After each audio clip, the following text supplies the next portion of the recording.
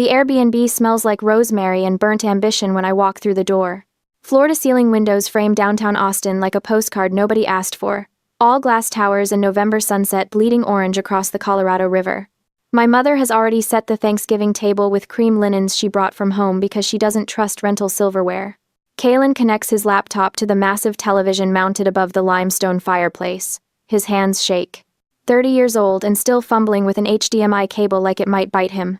Almost ready, he says to no one in particular.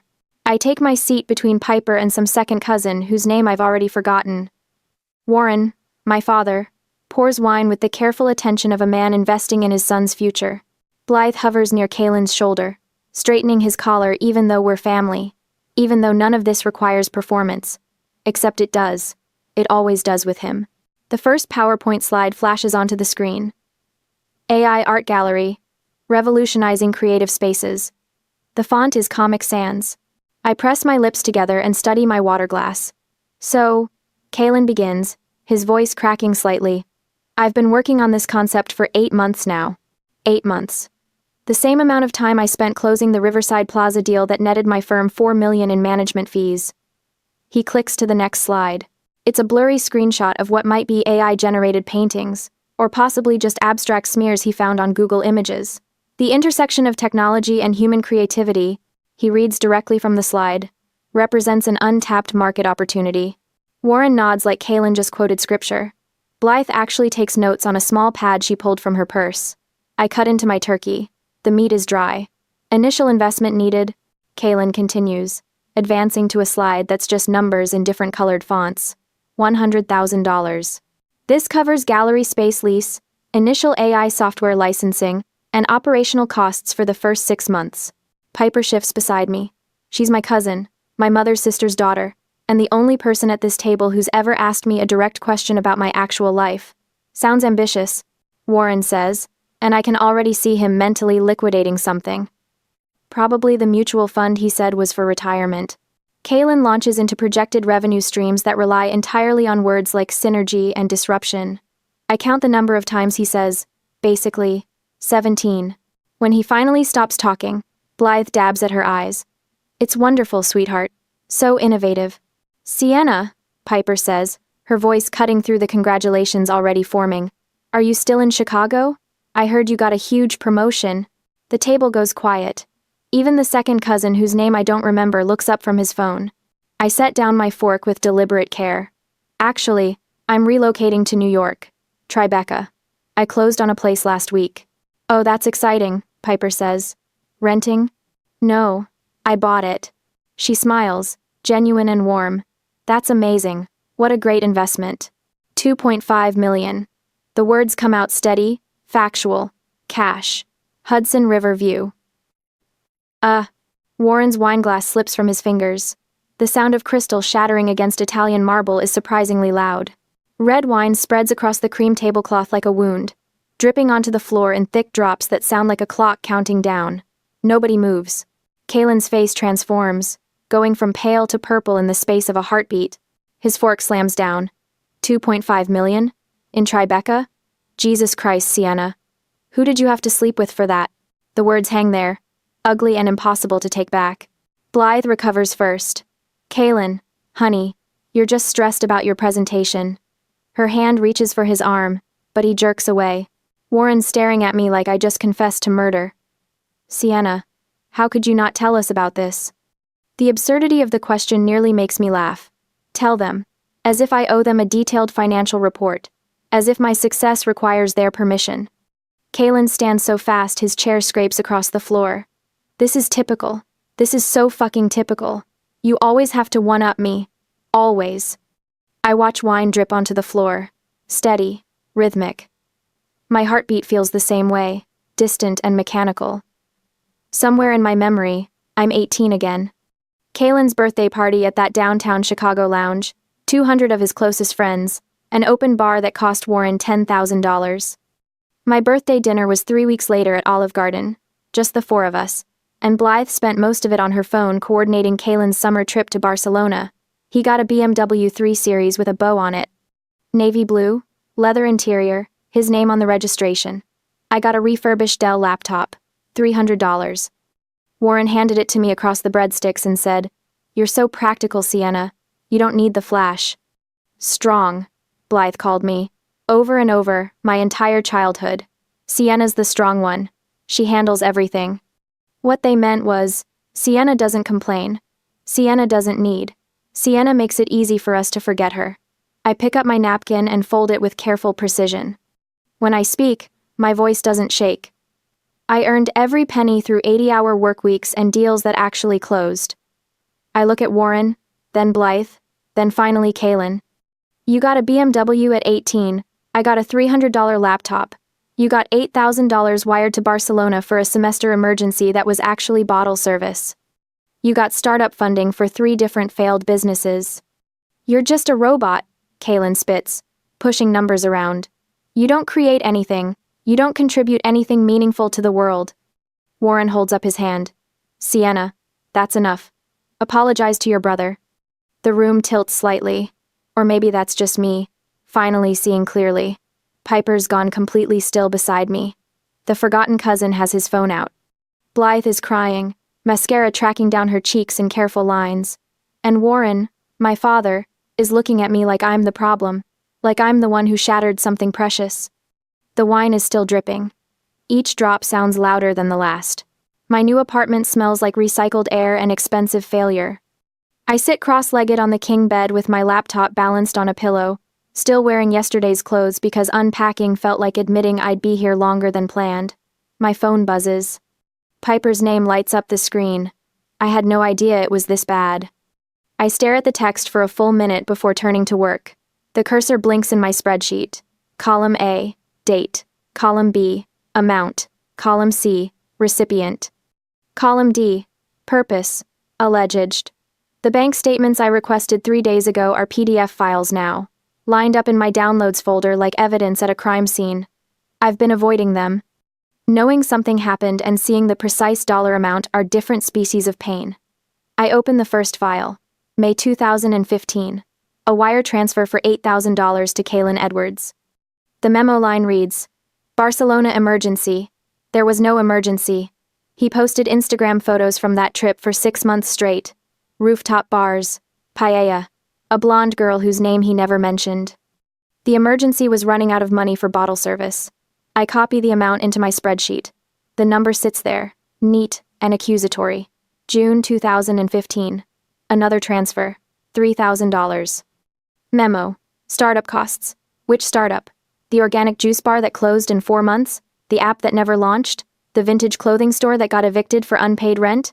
I keep scrolling. The transfers blur together. A parade of 4-figure failures. September 2016. $5,200. January 2017. $6,800. March 2017. $4,100. My 18th birthday gift was a refurbished laptop. Kaylin's 18th birthday gift was a BMW. The math starts adding up in ways that make my chest feel hollow. I create a new tab. Label it Comparative Analysis, because corporate language makes horrible things manageable. Age 18. Kaylin receives $32,000. Car down payment. Insurance. First semester.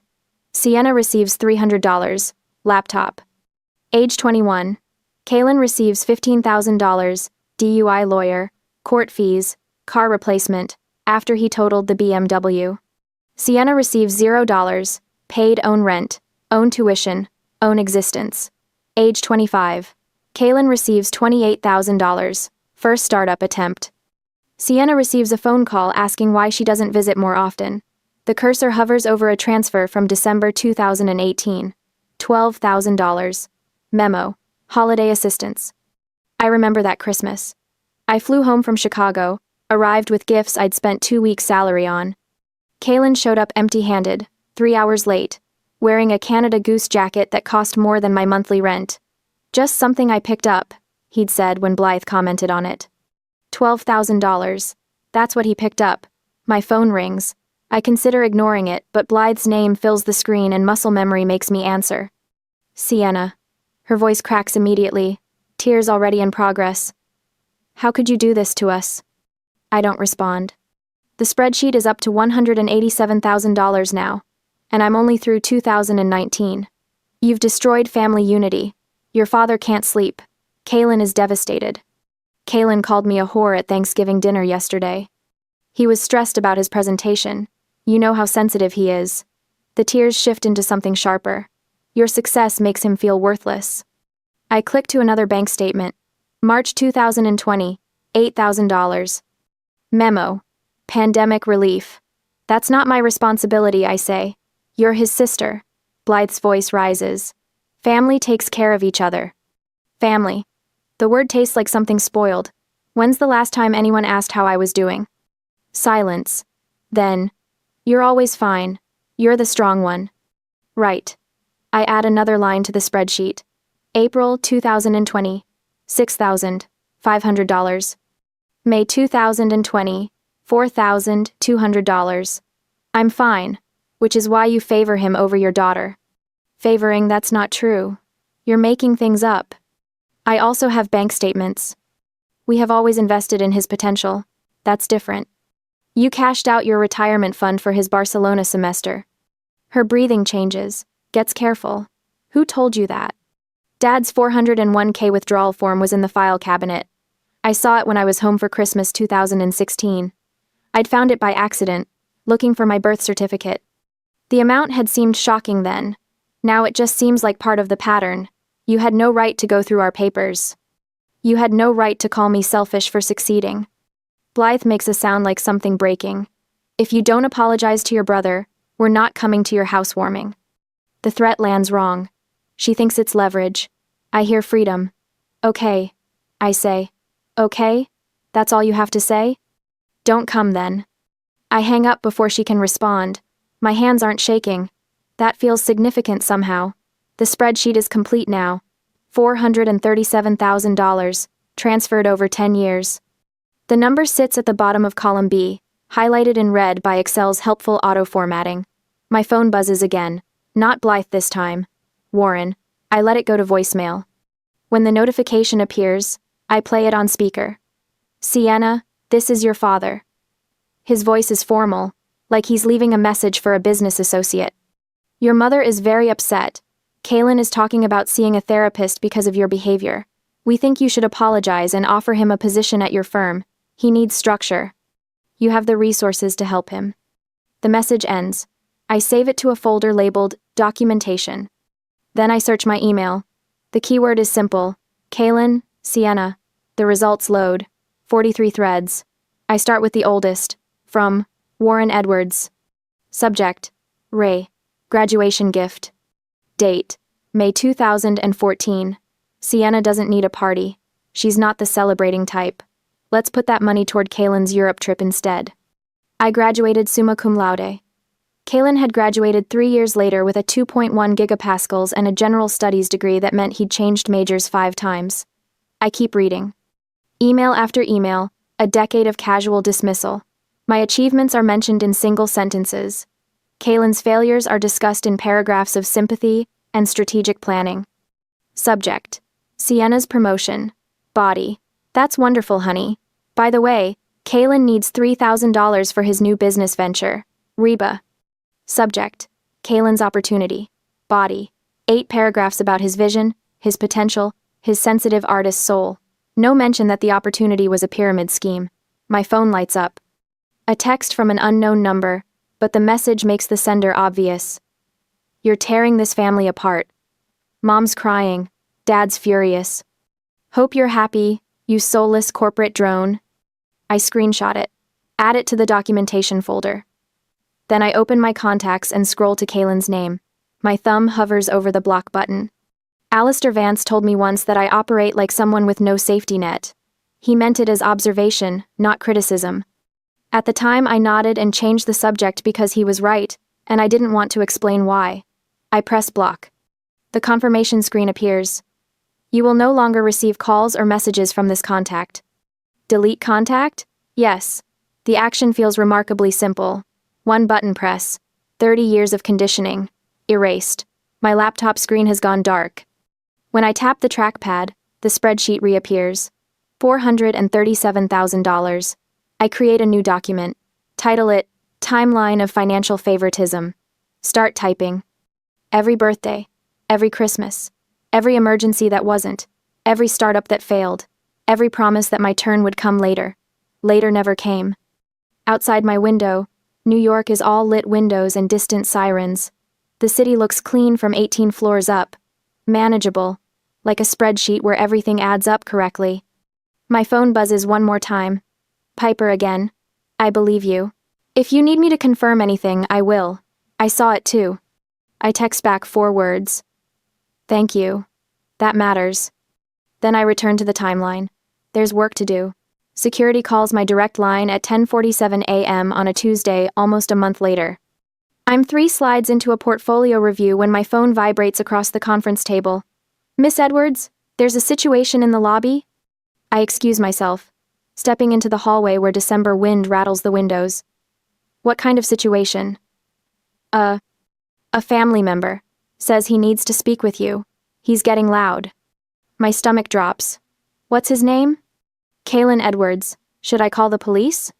Through the phone, I hear it, his voice echoing off marble 43 floors below. She owes me. That apartment should be mine. Give me 5 minutes, I tell security. If he's still there, yes, call them. I return to the conference room where Alistair is studying the skyline. Everything all right? My brother is in the lobby making a scene. He doesn't ask questions, just closes his laptop. Go. Handle it. By the time I reach the lobby, Kalen is pacing near reception, his winter coat unbuttoned, his face blotchy. 3 security guards form a loose perimeter. Sienna. He spots me. Finally, tell them to let me up. You need to leave. Not until we talk about what you did. His voice cracks. You destroyed Thanksgiving. Mom's been crying for weeks. I stay near the elevators, keeping distance. That's not my problem. $2.5 million. He says it like an accusation. You humiliated me in front of everyone. I stated a fact. You're selfish. You've always been selfish. Spit flies from his mouth. Several people have stopped walking. Phones out. That money should have gone to the family. Security moves closer. The lead guard speaks quietly into his radio.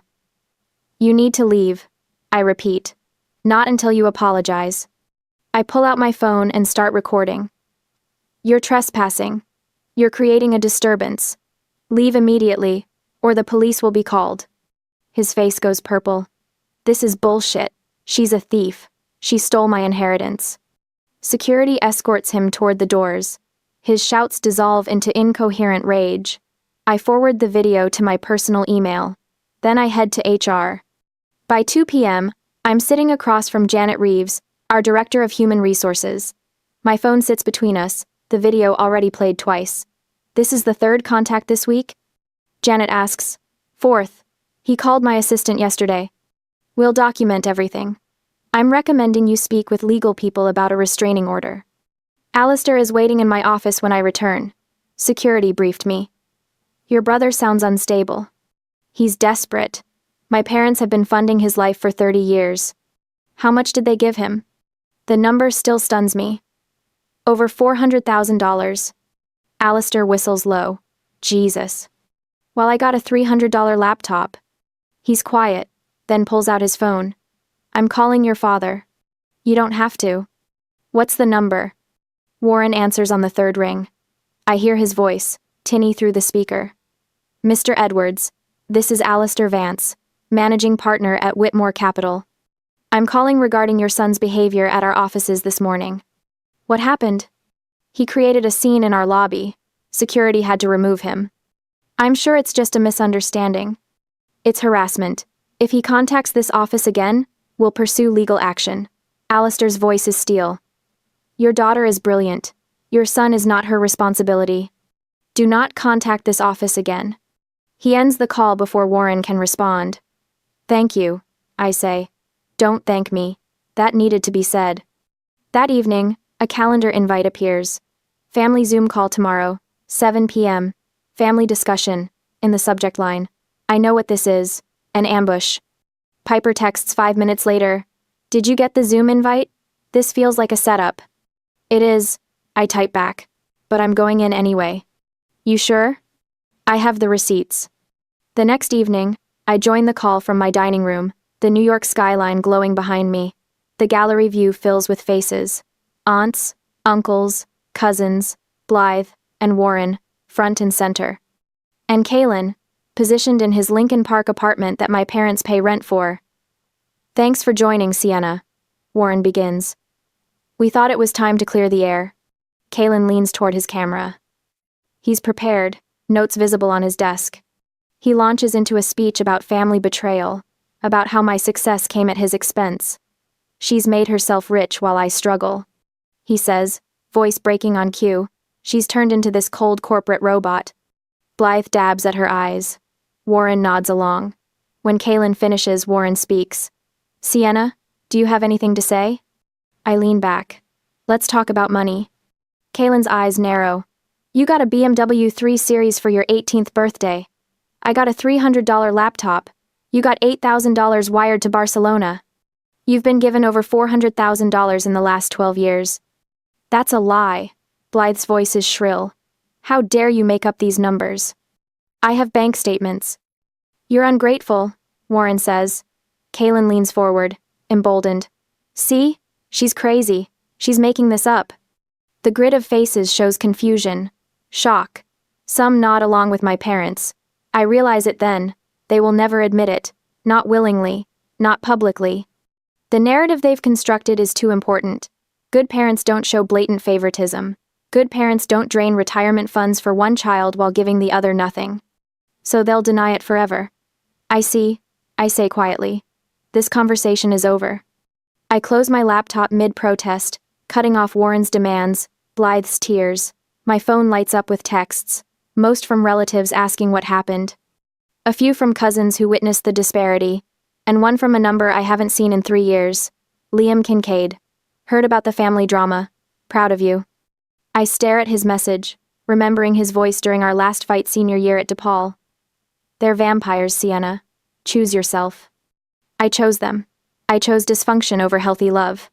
He saw what I couldn't. I type back. "Thanks. Should have listened to you." His response is immediate. "You're listening now. That's what matters." The next morning, 3 things happen. Janet emails me a harassment documentation packet. Alistair delivers a security system for my Tribeca condo to my desk. And Piper calls. 3 aunts texted me after Zoom, she says. They admitted they saw favoritism. They just never said anything. Why not? Because speaking up meant becoming a target. I'm the target now. Yeah. But you can handle it. They can't. By Friday, my assistant has implemented a protocol. All family calls go to voicemail. All emails filtered. My parents can't reach me directly. It feels like breathing for the first time in 29 years. Saturday morning, I'm reviewing purchase agreements when my phone buzzes with an unknown number. A text message. Just a photo. Kalen at JFK Airport, boarding pass visible. One-way ticket to New York. Then a second message. Coming to get what's mine. I screenshot both and forward them to Janet and my attorney. Then I text back. See you in court. Because I'm spending Christmas in Tribeca. In my apartment with the Hudson River view, I'm not hiding anymore. The doorman at 47 Light Street has Kalen's photo taped inside his security binder. Frank, 62, former NYPD, takes his job seriously. When I handed him the restraining order paperwork 3 days ago, he studied Kalen's face like he was memorizing a wanted poster. He shows up, Frank says, tapping the photo. I handle it. Christmas Eve arrives cold and clear. My Tribeca apartment smells like pine from the small tree Piper helped me pick out last week. No ornaments. Just white lights and the view of the Hudson turning silver in the afternoon sun. My phone buzzes at 7:47 p.m. Building security. Miss Edwards, we have a situation in the lobby. I'm already pulling up the security camera feed on my laptop before Frank finishes his sentence. There he is. Kalen, wearing the same North Face jacket from Thanksgiving, pacing in front of the marble reception desk, his mouth is moving fast. Frank stands between him and the elevators, arms crossed. I'm watching the feed now, I tell Frank. Don't let him pass the desk. Not a chance. I screenshot the timestamp. 7:47 p.m. Document everything. That's what the lawyer said. Kalen's voice rises loud enough that I can hear it through the phone. She's my sister. You can't keep me from seeing my own sister on Christmas Eve. Frank's response is too quiet to catch, but I see him gesture toward the door. The universal sign for leave. Kaylin doesn't leave. He pulls out his phone, probably calling my number that's been blocked since December 3rd. When that doesn't work, he turns to the windows facing the street. Starts shouting, "Sienna, I know you're up there, stop hiding." I end the call with Frank and dial 911. My voice stays level when the operator answers. "I need to report a violation of a restraining order at 47 Light Street, Tribeca. The subject is currently in the building lobby refusing to leave. Anyone?" Outside, someone's recording. I can see the phone cameras raised through the lobby windows, capturing Kaylin's meltdown in high definition. He's gesturing wildly now, pointing up at my building like he's giving a tour of his inheritance. "She stole it." His voice carries up through 17 floors of luxury condos. "That apartment should be mine. She's stealing my inheritance." There is no inheritance. Our grandmother's trust goes to charity. But facts have never mattered to Kaylin. 2 NYPD officers arrive in 11 minutes. I time it. Frank meets them at the door, shows them the restraining order copy, and points to Kaylin. The whole interaction takes 90 seconds before they're escorting my brother away from the building, his voice still echoing off the surrounding buildings about theft and betrayal and family loyalty. By 9 p.m., the video is on Twitter, entitled, "Man-Child Melts Down at Luxury Building." 40,000 views. By midnight, 200,000. Someone's added subtitles. Another person made it a TikTok with a crying filter. Kaylin's face, purple with rage, becomes a meme. I forward everything to my attorney. Every view, every share, every comment calling him pathetic. Documentation. Blythe calls at 6:47 a.m. on Christmas morning. I let it go to voicemail. She calls again at 7:03. At 7:15, Warren tries. At 8:30, I listen to the messages. "Sienna, this has gone too far." Blythe's voice shakes. "Your brother is devastated. He just wanted to talk to you. On Christmas. You've made him a laughingstock." Warren's message is shorter. "We're flying to New York. We need to settle this as a family." I text my lawyer. "Parents incoming. Office ambush likely." Her response arrives in 30 seconds. "Will notify building security. HR standing by." They show up at my office on the Tuesday after Christmas. I'm expecting them. So is building security, HR, and the corporate attorney Alistair arranged at 8 a.m. that morning. Warren and Blythe walk into the glass conference room like they own it. My mother's wearing her cream Talbot suit, the one she saves for parent-teacher conferences and church. Warren's in his insurance broker blazer, the one with the slight shine on the elbows. They don't expect the witnesses. Jennifer from HR sits to my left. Marcus, the corporate attorney, sits to my right. Building security waits outside the glass walls, visible and ready. "What is this?" Blythe's composure cracks immediately. "We came to talk to our daughter." "You came to harass an employee at her workplace," Marcus says. His voice could cut steel. "Miss Edwards has agreed to this meeting with counsel present." I set my phone on the table, recording light visible. "Legal in New York with notice," which Marcus just provided. "Sienna, please." Warren tries his reasonable father's voice. "We just want to understand. Why are you doing this to Kaylin?" "Tell me about the investment strategy," I say. My voice could be discussing market trends. $400,000 over 12 years. Walk me through the logic. Blythe's eyes dart to Warren. He shifts in his chair. "We invested in Kaylin because he needed help," Blythe says finally. "You were always so capable. You didn't need us." There it is. I tap my phone screen, marking the timestamp. "So, my capability disqualified me from equal treatment," I say. Not a question. Warren leans forward. "Your success was supposed to support the family. That's what families do. The strong ones help the struggling ones." Marcus writes something down. Jennifer's face stays neutral, but her fingers tighten around her pen. "Can you repeat that?" I ask Warren. For clarity. "You were supposed to help your brother," Warren says, his voice rising. "You make millions. He's struggling. Family means helping each other." I stop the recording, tap it twice. The playback fills the conference room. "Your success was supposed to support the family." Blythe's face goes white. Warren's mouth opens, then closes. "That recording will be provided to our legal team," Marcus says, standing. "This meeting is over. Any further contact with Miss Edwards will be considered harassment and will be met with immediate legal action. Security escorts them out. Blythe's crying. Warren's arguing with the guard about rights and family and respect. The elevator doors close on his protests. Jennifer touches my shoulder before she leaves. I have 3 brothers, she says quietly. I understand. Back in my office, the emails are already coming in. Piper's created a shared drive. Family documentation, she's titled it. Inside are folders, financial records, witness statements, social media evidence, Aunt Linda's contribution, photos from our 18th birthday, Kaylin's lounge party with the ice sculpture, my Olive Garden dinner, 4 people around a table meant for 8, cousin Marcus, a video of Kaylin's Barcelona stories, bragging about bottle service that cost $8,000 in one night. 3 more cousins submit written statements. They all start the same way. I witnessed preferential treatment. Alistair emails at noon. Corporate counsel is yours for as long as you need. Nobody threatens my directors. The investment firm posts a statement on LinkedIn that afternoon. We stand behind our managing director and her exemplary professional record.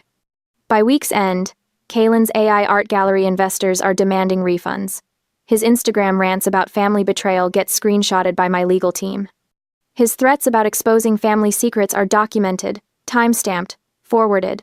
Warren's insurance firm receives an anonymous complaint about his son's public behavior. Nothing actionable, but enough to raise questions. The parents' retirement fund, already depleted from Kaylin's ventures, hits zero. Reality arrives in the form of a Lake Forest mortgage payment they can't cover. On New Year's Eve, the extended family group chat explodes. Someone leaked the $437,000 figure. Aunt Patricia demands an explanation. Uncle Robert wants to know if his mother's estate was accessed. The grandmother's estate attorney schedules an emergency review. The family Christmas dinner, already postponed from the 25th, gets cancelled entirely. Due to conflict, Blythe's email says. Nobody responds. I spend New Year's in my apartment, 17 floors above the city. Piper's here. Alistair and his wife bring champagne. Jennifer from HR stops by with her partner. My chosen family, assembled by choice rather than blood. At midnight, the fireworks over the Hudson paint my windows gold and silver. My phone buzzes. Unknown number. The text preview shows, "You destroyed everything." I delete it without reading the rest. Pour another glass of champagne. Toast to the family I built myself. Outside, the city celebrates. Inside, I'm finally free. The lawsuit arrives by courier at my Tribeca building on a Tuesday morning in February. The doorman hands me the manila envelope with an apologetic expression, as if he knows what's inside will ruin my coffee. Kaylin Edwards v. Sienna Edwards. Infliction of emotional distress. Demand, $500,000. I read the complaint standing in my marble lobby, still wearing my running shoes, my breath fogging the floor-to-ceiling windows that face the Hudson. The language is breathtaking in its delusion. I sabotaged his creative potential. I systematically undermined his confidence. I manipulated family resources to ensure his failure. My phone buzzes. Alistair's name lights up the screen. You've seen it, he says when I answer. Reading it now. It's garbage. Frivolous doesn't begin to cover it. His voice carries the controlled fury of a man who spent 40 years watching entitled people abuse the legal system. They found some contingency ambulance chaser who thinks he can squeeze a settlement out of you. I flip to page 4. There it is. The claim about grandfather's trust. They're saying I influenced the estate distribution, that I manipulated a dying man to cut Kaylin out of inheritance he was supposedly owed. My grandfather left me $50,000 for graduate school. He left Kaylin nothing because Kaylin never visited him, not once during the 18 months he spent in hospice care. They want forensic accounting. I tell Alistair, full disclosure of all my assets. Of course they do. It's a fishing expedition. Papers rustle on his end. They're also threatening to go public with unspecified family secrets unless you settle for $250,000. I walk to my window. A ferry crosses the river below, small and determined against the current. Let them go public, I say. 3 weeks later, discovery begins. My legal team is led by Patricia Morrison, a litigator who made her name destroying fraudulent personal injury claims. She has silver hair cut sharp as a blade and eyes that could calculate your net worth from across a courtroom. "This will get ugly," she warns me during our first meeting in her Midtown office. "They've listed your parents as character witnesses. They're claiming a pattern of emotional abuse dating back to childhood." Good. I slide a thumb drive across her conference table. Because I have documentation dating back just as far. She plugs it into her laptop. Her expression doesn't change as she scrolls through the files, but her fingers pause on the mouse for just a moment when she reaches the spreadsheet. 437,000, she says quietly. 437,000. Not including the 4,000 I spent on his DUI lawyer when he wrapped my Honda Civic around a telephone pole sophomore year. Patricia looks up. "You paid for that?"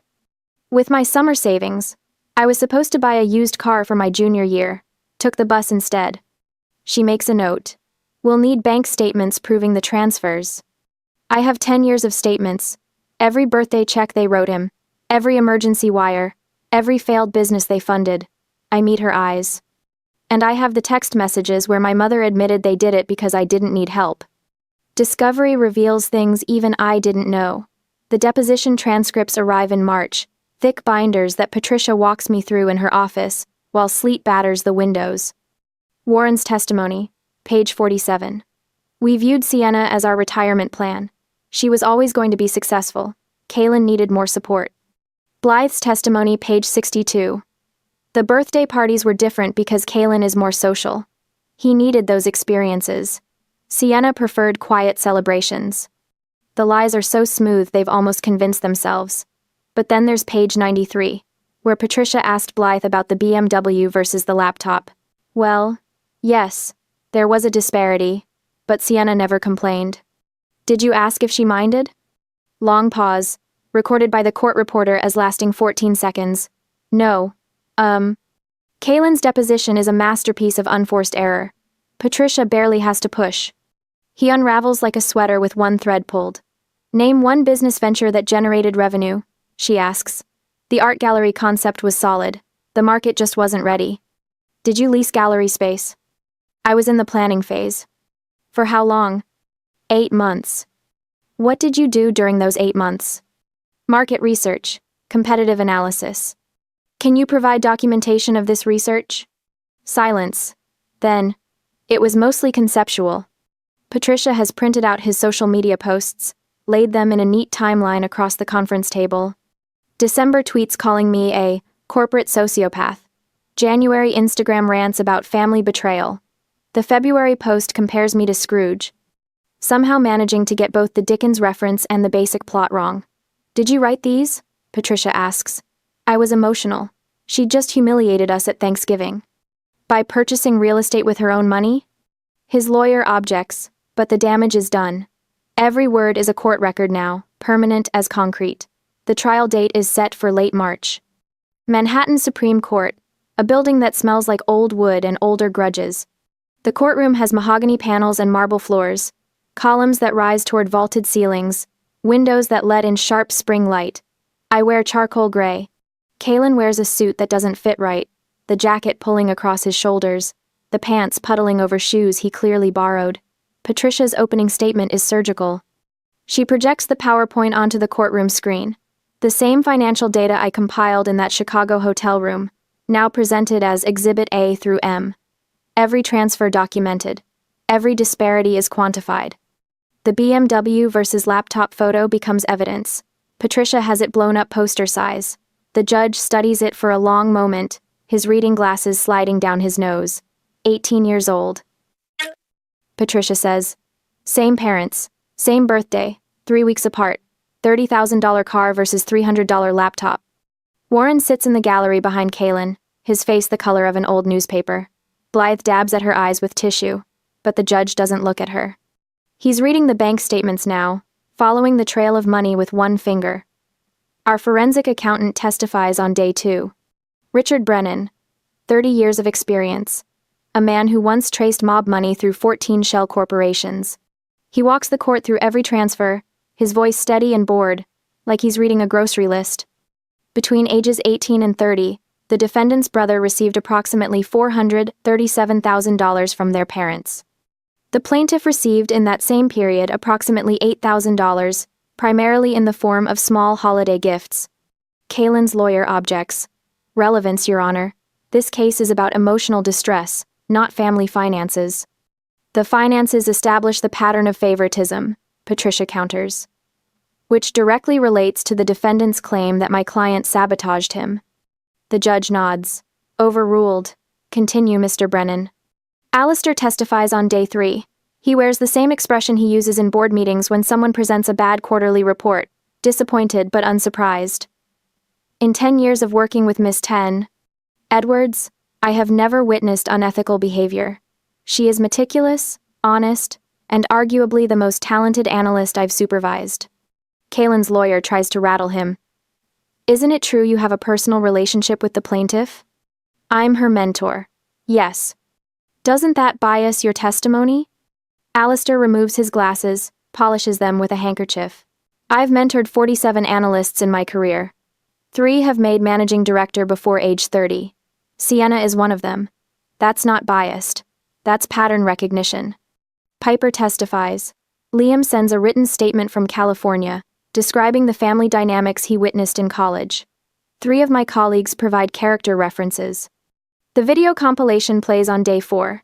Kalen's Christmas Eve meltdown outside my building, his screaming about inheritance and theft, the NYPD officers trying to calm him down. Then clips from his social media, the rants and accusations, his claim that I stole his destiny. The judge watches without expression. When it ends, he makes a note on his pad. Kalen takes the stand on day 5. Patricia approaches him the way you'd approach a snake that's already bitten someone. Mr. Edwards, can you name one business venture that succeeded? They would have succeeded with proper funding. That's not what I asked. Name one that succeeded, generated profit, paid its own expenses. His jaw works. The market conditions weren't favorable. For 12 years? Not one favorable market condition? You don't understand creative industries. Patricia picks up a document. I have your student loan history here. You attended DePaul University for 6 years, changing majors 4 times, and left without a degree. Your parents paid $118,000 in tuition. Is that correct? I was finding myself. And did you? Find yourself? The courtroom is silent except for someone's phone buzzing in the gallery. The judge glances toward the sound, annoyed. I'm an artist, Kalen finally says. Show me the art. He has nothing. No portfolio, no exhibitions, no sales. Just concepts and plans and dreams funded by people who should have known better. The judge's ruling comes down the next morning. I'm back in my office when Patricia calls. Dismissed with prejudice, she says. He can't refile. Ever. And the judge awarded you $100,000 in legal fees, plus costs. Kalen's personally liable for the full amount. I close my office door, lean against it. Through the window, I can see the Hudson, gray and rolling under clouds. There's more. Patricia continues. The judge included a statement in his ruling. I'm reading it now. This court finds the plaintiff's claims to be not merely without merit, but a transparent attempt to extort funds from a family member whose only crime was succeeding through legitimate effort, while the plaintiff failed through lack of same. My phone buzzes. A text from Piper. Did you hear? They're selling the house. Another text. This one from a number I don't recognize. This is Warren. We need to talk about payment arrangements. I delete it without responding. The scholarship fund is established by May. The Sienna Edwards Scholarship for first-generation students at University of Illinois. Full tuition, 4 years, renewable based on academic performance. The first recipient is a girl from rural Illinois, whose parents are factory workers. Her thank you letter arrives at my office in June. You gave me a chance, she writes, to be the first. I frame it, hang it where the family photo used to be. The Tribeca Penthouse smells like expensive wine and possibility. 6 months since Thanksgiving, and I've stopped flinching when the doorbell rings. Alistair raises his glass across my dining table, candlelight catching the crystal. To Sienna's newest fund launch. 10 million under management, and she makes it look easy. It's not easy, I say, but I'm smiling. The original Basquiat behind him cost more than my parents' Lake Forest house sold for. I chose it specifically for that wall. the one where family photos might have hung in someone else's home. Piper reaches over and squeezes my hand. Around us, 8 people laugh and talk, passing dishes, refilling glasses, my chosen family, a senior partner from the firm, 2 women from my building, who became friends over morning coffee, Alistair's wife, a college roommate who flew in from Seattle. None of them need anything from me except my company. The doorbell rings. I don't tense. My doorman knows the protocols. More champagne? I ask, already standing. When I return with 2 bottles, Piper is looking out at the Hudson, the lights of New Jersey flickering across dark water. Do you think you'll ever do Thanksgiving with the family again? The question doesn't hurt the way it might have 6 months ago. Family isn't blood, I tell her, gesturing at the table. It's who shows up for you. She nods slowly. We're in the same time frame, late November, but everything feels different. Last year I was bracing for impact. This year I'm grateful for the explosion that freed me. My journal sits on the bedroom nightstand. Last night's entry was simple. Their emergency is not my responsibility. My therapist helped me write that sentence. We've been working through it monthly, processing decades of manipulation, understanding that my parents created Kaylin's entitlement with every birthday disparity, every wired emergency fund, every excuse. The guilt is gone. Not buried, not managed. Actually gone. Senior Managing Director, Alistair announces to the table, because he loves this part. Youngest in the firm's history. Stop, I say, but I'm laughing. My phone buzzes. A text from Liam. Heard about the promotion. Always knew you'd choose yourself eventually. Proud of you. I type back quickly. Thank you. For everything. His response is immediate.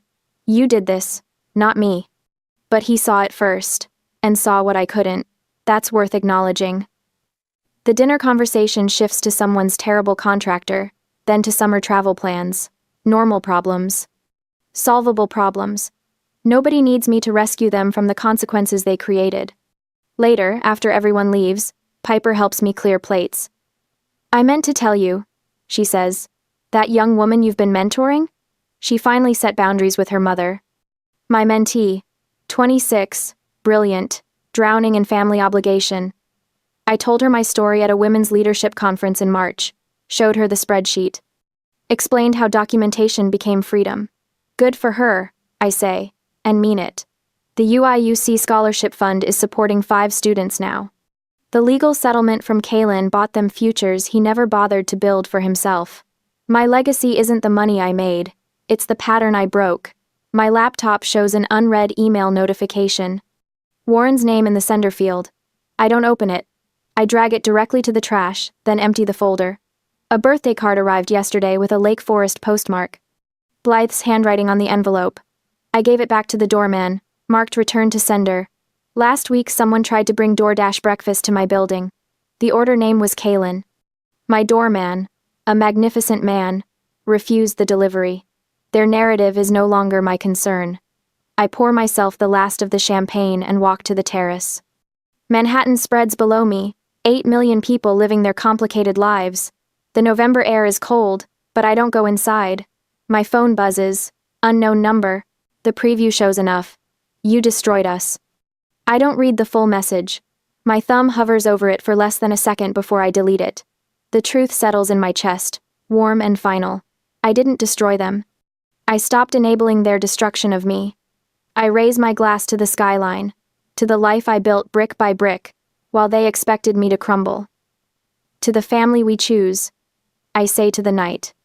The champagne tastes like freedom.